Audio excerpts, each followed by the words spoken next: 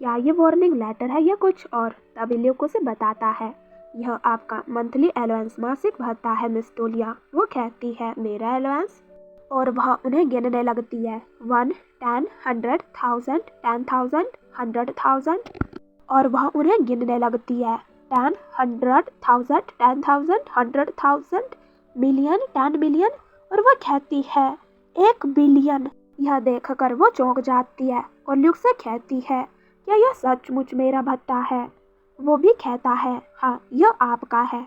और फिर ल्यूक कहता है, तो फिर यहाँ पर मेरी ड्यूटी खत्म हुई, रेस्ट वेल माई लेडी। और वो वहाँ से चला जाता है और हम टूलिया को देखते हैं जो एक जगह जम सी गई थी। वो कहती है, 1 बिलियन, उन्होंने सचमुच 1 बिलियन लिखा। और वो कहती है, मैं रिच बन गई। पर तभी वो कहती है, हाँ। और तभी उसका ध्यान सिस्टम की नोटिफिकेशन के ऊपर जाता है और वो देखती है, wealth -8 achieved, wealth -6 achieved, wealth -5 achieved, wealth -1 achieved, wealth 0 achieved. और वो जोर से चिल्लाती और कहती है, मेरी वेल्थ 0 तक पहुंच गई, व्हाट अ रिलीफ। तभी सिस्टम कहता है, हैज अ फर्स्ट रैंक, आप बोनस के रूप में 1000 और कॉइन आपको जारी किए गए हैं। कॉइन हेल्थ और 1000, करंट ओवरऑल रेटिंग F। और वो कहती है, मेरा रैंक F तक पहुंच गया। और वो बहुत ज़्यादा खुश हो जाती है और कहती है, और साथ में 1000 बोनस भी। इस रिवॉर्ड से मुझे क्या बूस्ट करना चाहिए? मेरे सबसे लोएस्ट स्टैट, स्किल और लक, या फिर मुझे और अधिक फाइनेंशियल पावर एकत्रित करनी चाहिए? और तभी वह मिरर पर अपने चेहरे को देखते हुए कहती है, शायद मुझे अपनी ब्यूटी पर पूरी तरह से ध्यान देना चाहिए, क्योंकि यह पहले से ही मेरा सबसे हाईएस्ट बेस स्टैट है। और फिर वह कहती है, नहीं, मेरी वर्तमान स्थिति इतनी बुरी नहीं है। सुंदरता को एक स्तर तक बढ़ाने से वैसे भी कोई अतिरिक्त लाभ नहीं मिलेगा।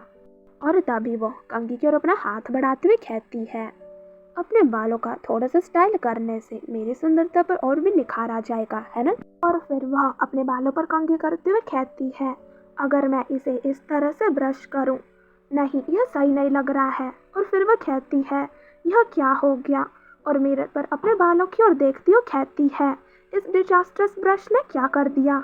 और वह अपने स्टैट की ओर देखते हुए कहती है, अविश्वसनीय। क्या ऐसा इसलिए है क्योंकि मेरा स्केल स्टैट कंप्लीट डिजास्टर है? और अपने बिगड़े हुए बालों को ठीक करने के लिए उस पर फिर से कंघी करने लगती है और कहती है, यह झूठ है, झूठ झूठ। मैं इस तरह दिखते हुए कैसे घूमूं? मुझे मेरे बाल वापस दो। और तभी उस कंघी से उसके काफी सारे बाल निकल गए थे और यह देखकर वो सदमे में आ जाती है और कहती है, मैं बर्बाद हो गई। क्या मुझे अभी अपने स्किल को बढ़ाने के लिए 1000 कॉइन का यूज करना चाहिए? पर फिर वह एकदम यह विचार हटाते हुए अपने सिर घुमाते हुए मना करते हुए कहने लगती है, नहीं, बिल्कुल नहीं। मैं ऐसे किसी काम पर 1000 कॉइन कैसे बर्बाद कर सकती हूँ? यह बहुत ही अफसोस की बात होगी। यह हार्ट ब्रेकिंग है। मैं बस मेड के आने का इंतजार करूंगी। उसे पता होगा कि इसे सही तरीके से ब्रश कैसे करना है। पर तभी वो सामने क्यों देखती है। सिस्टम कहता है, आपने 2 कॉइन एक्वाइर्ड किए, अभी आपके पास करंट कॉइन 1002 है। वो उस नोटिफिकेशन को देखते हुए कहती है, 2 कॉइन? पर वो हैरान होते हुए कहती है, पर मुझे अचानक 2 कॉइन्स क्यों दिए गए? मैंने तो बस अपने बालों को झाड़ू में बदल दिया। पर तभी उसके दिमाग में कुछ क्लिक होता है और वो जोर से चिल्लाती और कहती है, मैं समझ गई, अब मुझे समझ आ गया है कि कॉइन की कीमत में वृद्धि का क्या मतलब है। और वह कहती है, इसका मतलब यह है कि मेरे एफर्ट्स की वैल्यू कॉइन में कन्वर्ट हो रही है ना? और तभी कई साल पहले हम टूलिया को देखते हैं, जिसने अपनी आंखें नीचे की ओर झुकाई हुई थी और वो कांपते हुए कहती है, ग्रैंडफादर, आई पे माई रिस्पेक्ट। और वो कांपते हुए पूछती है, ग्रैंडफादर, इन दिनों आपका स्वास्थ्य कैसा है? इन सब मेमोरी को याद करते हुए ग्रैंड्यूक कहता है, टोलिया, वह ग्रैंड डॉटर जो कभी मेरी आंखों में सीधे देख भी नहीं पाती थी। उसके एक्सप्रेशन, वह इतना कांप रही थी और स्पष्ट रूप से बोल भी नहीं पाती थी। बस फियर और टेरर के अलावा कुछ नहीं था उसके हाव भाव में, और कुछ झलक नहीं सकता था। और अभी तक, और वह उसमें को याद करता है जब टूलिया उसे कह रही थी, क्या आपने कभी सोचा था कि अच्छा जीवन जीना और अच्छा खाना खाना ही लाइफ है? और तभी प्रेजेंट में वो खिड़की से बाहर देखते हुए यह सब याद कर कहता है, कितना अजीब है, उसके हार्ट में कौन सा परिवर्तन हुआ होगा जिसके कारण यह सब हुआ। पर तभी दरवाजे में नॉक नॉक होती है। ग्रांडियो कहता है अंदर आए। ल्यूक अंदर की ओर आते हुए कहता है, हाउस के मुखिया कृपया हस्तक्षेप को क्षमा करें। जैसा कि आपने आदेश दिया था मैंने लेडी टूलिया को उसके कमरे तक पहुंचा दिया है। तो ग्रांडियो को से कहता है, बहुत बढ़िया, मैं आपके एफर्ट्स को अप्रिशिएट करता हूँ। और तभी ल्यूक कहता है, और यह भी। यह सुनकर ग्रांड्यूक उस चीज को देखता है और पूछता है, यह क्या है। ल्यूक के चेहरे पर स्माइल आ जाती है और वह कहता है, लेडी टूलिया ने रिक्वेस्ट किया था कि मैं इसे आप तक पहुंचाऊं। ग्रांड्यूक उस जैम की बोतल को देखते हुए ल्यूक से पूछता है, क्या इसे टूलिया ने बनाया। ल्यूक कहता है, हाँ यह सही है माय लॉर्ड। तभी ग्रांड्यूक उस कांच की बोतल की ओर हाथ बढ़ाते हुए उसे अपने हाथ में लेकर उसकी ओर देखता है और कहता है, जैम। और तभी से शिफ्ट होकर टूलिया पर आता है और वह कह रही थी बुजुर्ग सही थे, अगर कोशिश करे तो कोई भी काम असंभव नहीं है। और वो काफ़ी सारे एप्पल्स के बीच बैठी हुई थी और तभी वो कहती है, अपने बालों को ब्रश करते समय मुझे यह एहसास हुआ, फर्स्ट मैं चाहे किसी भी तरह का प्रयास करूं, कोई न कमा सकती हूं। और वो एप्पल को छीलते हुए अपने आप को याद करते हुए कहती है, लेकिन सिर्फ दिखावे में सुधार करके नहीं, लेकिन कुछ भी करने से मुझे अब से बेहतर बनने में मदद मिलेगी। शायद यही कारण है कि मैंने अपने बालों में ब्रश करने के बाद भी कॉइन कमाए। तो फिर मुझे क्या करना चाहिए। जवाब तो सरल है, प्रयास से कुछ बनाए। इसलिए यह घर का बना जैम है। और गेम में भी ग्रांड्यूक को हैंडमेड गिफ्ट पसंद थे, तो अगर मैं उसे हाथ से बना जैम उपहार में दूं, भले ही यह क्लमसी है, पर किसी दिन मैं ग्रांड्यूक का फेवर प्राप्त कर सकती हूँ। ऑफ कोर्स मेरे स्किल पेनल्टी के लिए धन्यवाद। मेरे बाल और मेरा बनाया हुआ जैम दोनों ही डिजास्टर हैं। वेल यह जैम वैसे भी ग्रांड्यूक इसे कभी नहीं खाएगा। फिर भी इस तरह से मैं कितना अर्न कर सकती हूँ, इसकी एक सीमा तो होनी ही चाहिए। यह ठीक वह समय है जब मुझे किसी की मदद की आवश्यकता है, लेकिन मेरे पास तो कोई पर्सनल मेड भी नहीं है।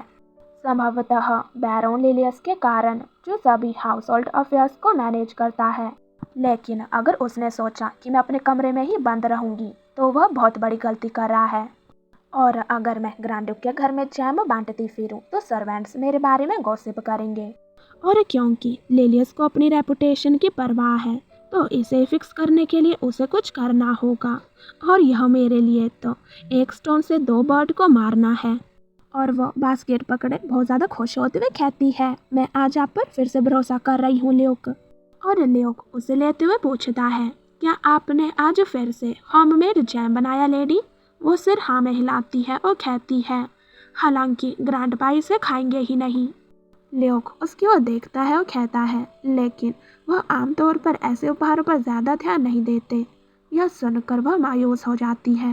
यह देखकर वह खांसने लगता है और कहता है कि हम शीघ्र ही आपके चैम्बर में वापस चले, क्योंकि मीटिंग एंड हो गई है और लोग इधर उधर घूम रहे हैं। वह खुश होते हुए कहती है, ठीक है मैं वापस जाऊंगी। और वो वहाँ से जाते हुए पीछे मुड़कर कहती है, थैंक्स ल्यूक। और तभी एनवायरनमेंट एकदम चेंज हो जाता है। कुछ मेड्स उसे देखते हुए कहती है, क्या तुमने लेडी टूलिया के बाल पहले देखे। दूसरी मेड कहती है, मैंने देखे, पर वो पूरी तरह से उड़े हुए क्यों लग रहे थे। और वह कहती है, क्या बैरोन लिलियस ने सचमुच उसे कोई नौकरानी नहीं दी। तो दूसरी मेड भी सिर हाँ में हिलाती और कहती है, क्या वह रूमर सच है। तो वो पूछती है, क्या रूमर। तो वो मेड बताती है, बैरोन लिलियस गुप्त रूप से अपने एल्डर ब्रदर से ईर्ष्या करता है। तो वो कहती है, क्या। तो क्या इसलिए वो अपने भतीजे को परेशान करता है। वो कहती है, मैं आपको बता रही हूँ यह सच है। क्या आपने लेडी टूलिया के आने के बाद से किसी को उसके रूम में एंटर होते देखा है। वो पहली मेड कहती है, अब जब आपने इसका मेंशन किया है और हम उनके पीछे एक मेड को देखते हैं, वह भी उन मेड की बातें सुन रही थी कि वो क्या कह रहे हैं। और तभी वो एक लेडी की बातें याद करती है जो कह रही थी, टोलिया ने हमारे डैड्रिक को, हाँ हमने उस मदरलेस गर्ल को अपने घर पर रखा, उसे खाना खिलाया और अब वह अपनी जगह भूल गई है। और तभी वो अपनी बाहों को फोल्ड करते हुए कहती है, अनएक्सेप्टेबल। जाओ और उसे इतना सबक सिखाओ कि वह अपना स्थान याद रखे। ऑब्रे फ्रेजियर, बैरोन लिलियस की वाइफ, और वो आगे कहती है, अगर उसमें थोड़ी सी भी सेंस है तो वह यह संदेश समझ जाएगी।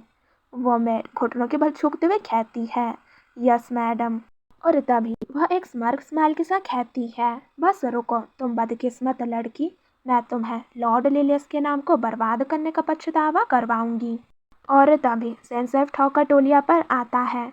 एक मेड कहती है, लेडी टोलिया, डिनर का समय हो गया है। तो टोलिया उसे अंदर आने के लिए कहती है और फिर टेबल पर खाना रख दिया जाता है। वो उसे देखते हुए कहती है, wow look delicious, thank you, मैं इस खाने का आनंद लूंगी। और वो उस मेड को देखते हुए अपने मन में कहती है, जैसे कि योजना बनाई गई थी। ऐसा लगता है कि लिलियस को दिखावे की परवाह है, वह अंततः एक उचित भोजन भेज रहा है। और इस बार तो नौकरानी भी आई, अब मैं उसे अंततः अपने बाल ठीक करने के लिए कह सकती हूँ। और वह चम्मच से खाने की बाइट लेती है, पर तभी वो अपना मुंह पकड़ लेती है और कहती है, यह क्या है? क्या मैंने अभी कुछ चबाया?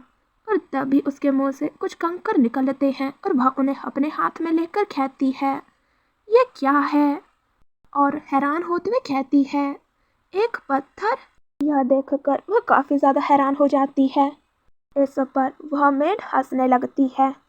टोलिया भी यह फील कर पाती है और वो कहती है, यह अवश्य ही इस मेड का काम होगा, किसी का आदेश, या वह बस टोलिया से नफरत करती है।